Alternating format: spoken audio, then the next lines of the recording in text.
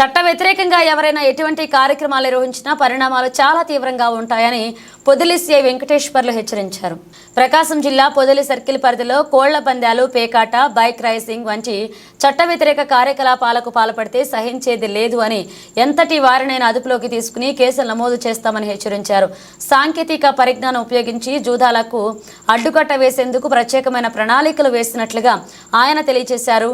డ్రోన్ల సహాయంతో జూదాలను ఆటకట్టించే ఏర్పాట్లు చేస్తున్నామని, గట్టి నిఘా ఏర్పాట్లు కూడా చేసినట్లుగా ఆయన తెలిపారు.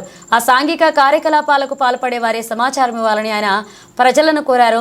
నేర నియంత్రణకు ప్రతి ఒక్కరూ సహకరించాలని, సంక్రాంతి పండుగను ఆనందంగా సాంప్రదాయాలకు పద్ధతుల్లో చేసుకోవాలని ఆయన కోరారు. గ్రామాలలో శాంతి భద్రతల సమస్యలు వస్తే తక్షణమే సమాచారం అందించాలని ఆయన కోరారు.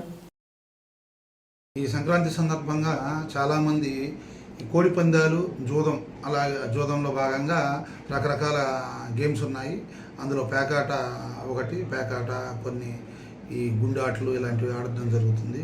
ఇలాంటి వాటన్నీ కూడా ఈ సంక్రాంతి సందర్భంగా నిషిద్ధం. ఎవ్వరికి కూడా ఎటువంటి అనుమతులు లేరు. ఎవరైనా పోలీసుల పేరు వాడి మాకు అనుమతి ఉంది అని చేసినా అది కూడా ఒక అబద్ధం. కాబట్టి ప్రజలందరూ గుర్తించండి, ఎవరు కూడా ఇలాంటి అసాంఘిక కార్యక్రమాల్లో పాల్గొనవద్దు. మీ పండుగ సంతోషాన్ని మీరు మళ్ళీ పోలీసులకి దూరం చేసుకోవద్దు.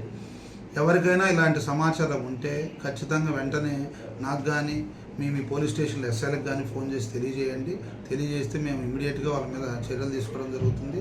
అలాగే గత సంవత్సరం, ఇంతకుముందు, ప్రజెంట్ ఇప్పుడు కూడా కొన్ని ప్రాంతాలను మేము గుర్తించడం జరిగింది.